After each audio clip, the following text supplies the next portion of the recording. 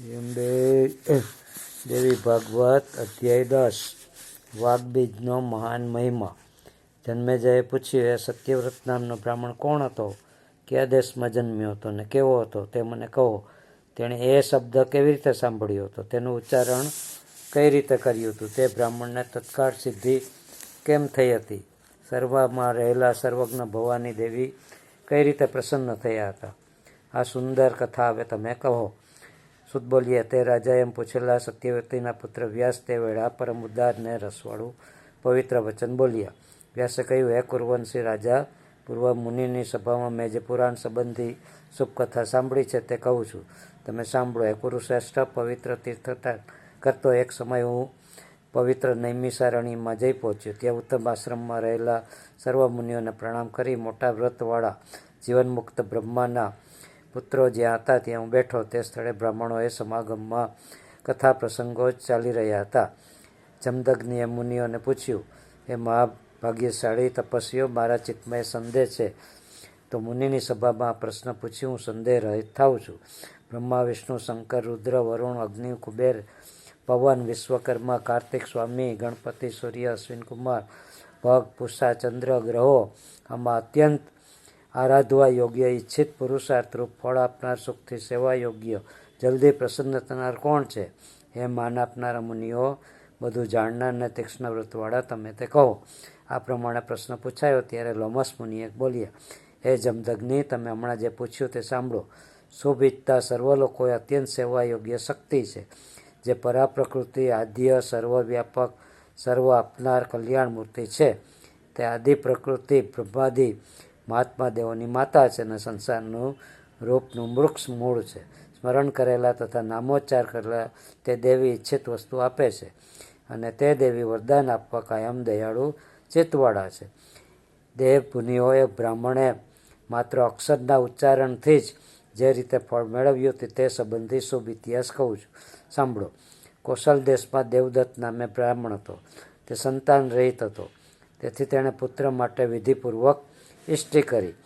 તમસા નદીના કિનારા પર રહી ઉત્તમ મંડપ બાંધી વેદોને જાણનાર યજ્ઞકર્મમાં કુશળ બ્રાહ્મણને બોલાવી વેદીથી વિધિ રચી તેમાં અગ્નિનું સ્થાપન કરી શ્રેષ્ઠ બ્રાહ્મણે ત્યાં વિધિ પ્રમાણે પૃષ્ઠષ્ટિ યજ્ઞ કર્યો.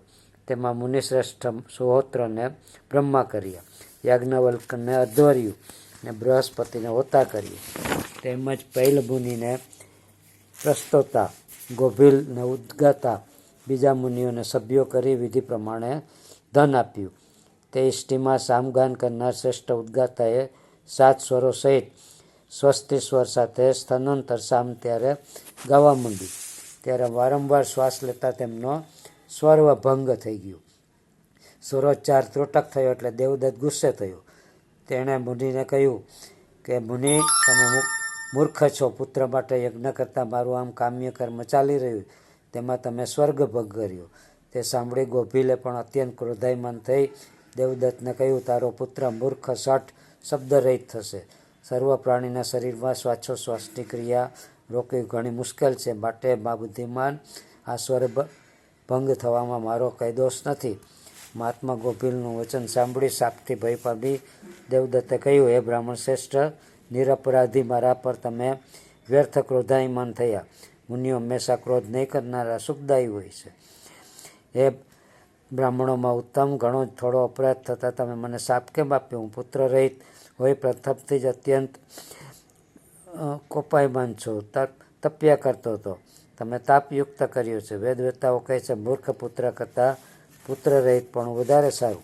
તેમાં પણ મૂર્ખ બ્રાહ્મણ તો સર્વમાં નિંદા યોગ્ય છે, અને પશુની પેઠે શૂદ્રની પેઠે સર્વ કરવામાં યોગ્ય નથી. એ બ્રાહ્મણ શ્રેષ્ઠ, મૂર્ખ પુત્ર વડે આ જગતમાં હું શું કરીશ? આ લોકમાં જેવો શૂદ્ર છે તેવો જ મૂર્ખ બ્રાહ્મણ છે, એમાં સંશય નથી. તે પૂજાને યોગ્ય નથી, દાનને યોગ્ય નથી, સર્વ કરવામાં નિંદ્ય છે. પોતાના દેશમાં વેદ રહિત બ્રાહ્મણ જો વસતો હોય તો રાજાએ તેને શૂદ્રની પેઠે જ કર આપનાર તરીકે માનવું. કર્મનું ફળ ઈચ્છનારે તે મૂર્ખ બ્રાહ્મણને પિતૃકાર્યમાં તથા દેવકાર્યમાં આસન પર ન બેસાડવો. વેદ રહિત તે બ્રાહ્મણને રાજાએ શૂદ્ર સમાન જાણવો જોઈએ, અને હર કોઈ કર્મમાં તેને યજવો ન જોઈએ, પણ ખેતી કરનાર ખેડૂત જ કરવો જોઈએ. બ્રાહ્મણ વિના કેવળ દર્ભના ચાટથી જ શ્રાદ્ધ કરી લેવું ઠીક છે, પણ મૂર્ખ બ્રાહ્મણ દ્વારા કદી શ્રાદ્ધ ન કરવું. મૂર્ખ બ્રાહ્મણના આહારથી અધિક અન્ન ન આપવું, છતાં આપે તો દાન